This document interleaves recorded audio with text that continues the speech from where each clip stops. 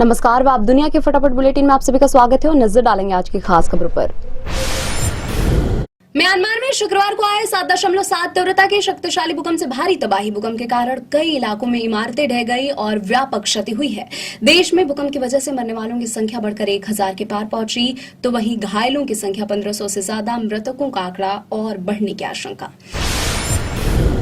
भारत ने भूकंप प्रभावित म्यांमार की मदद के लिए ऑपरेशन ब्रह्मा शुरू किया। वायुसेना का विमान C-130J करीब 15 टन राहत सामग्री लेकर यांगून पहुंचा। भारत ने टेंट, स्लीपिंग बैग, कंबल, खाने के लिए तैयार भोजन, water purifier, hygiene kit, solar lamp, generator set और आवश्यक दवाएं भी भेजी हैं।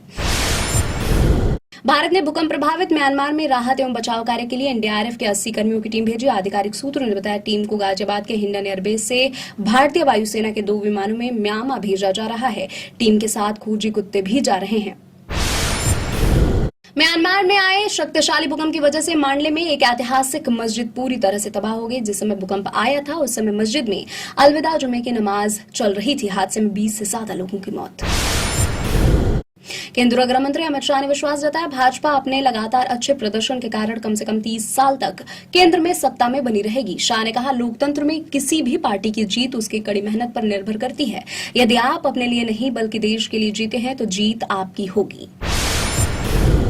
बिहार विद्यालय परीक्षा समिति ने शनिवार को बिहार बोर्ड कक्षा 10वीं का परीक्षा परिणाम घोषित कर दिया। परीक्षा में 82.11% बच्चे हुए पास। समस्तीपुर की साक्षी कुमारी, भोजपुर के रंजन वर्मा और गाहिरी के अंशु कुमारी ने संयुक्त रूप से किया टॉप 10 में 123 बच्चों ने बनाई जगह।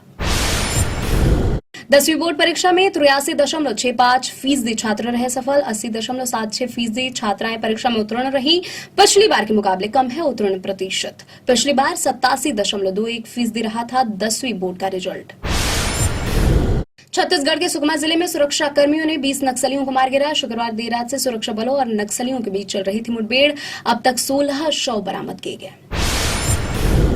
सीबीआई की तरफ से पैरवी कर रहे वकील ने कहा, कोलकाता की डॉक्टर के साथ नहीं हुआ गैंगरेप। सीबीआई ने अपनी रिपोर्ट कोलकाता हाईकोर्ट को सौंपी।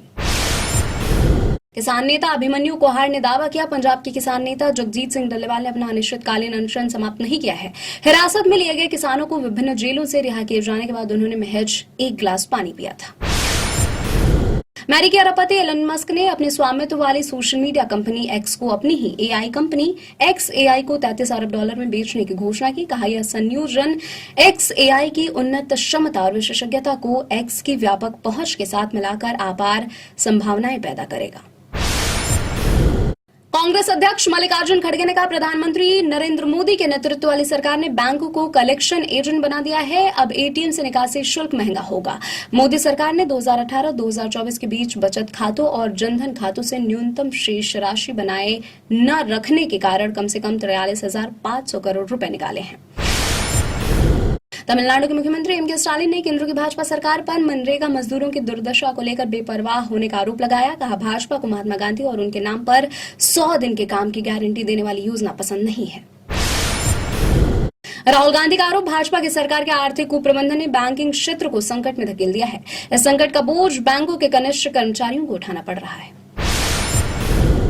उत्तर प्रदेश के अलीगढ़ में एक हिंदू दुकानदार के स्थानीय मस्जिद में शाम की नमाज में अपने मुस्लिम पड़ोसियों के साथ शामिल होने के बाद विवाद छिड़ गया।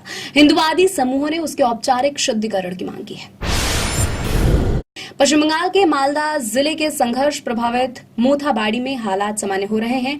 उत्तर बंगाल के पुलिस महानिरीक्षक राजेश यादव ने बताया, मोथाबाड़ी में बृहस्पतिवार को 2 समूहों के बीच हुई थी झड़प। के इस सिलसिले में अब तक कुल 50 लोगों को गिरफ्तार किया जा चुका है। बिहार के औरंगाबाद जिले में कथित तौर पर कुछ लोगों और एक तांत्रिक द्वारा 65 वर्षीय एक व्यक्ति की बलि दिए जाने और उसके धड़ को होलिका दहन की आग में जला दिए जाने का मामला सामने आया।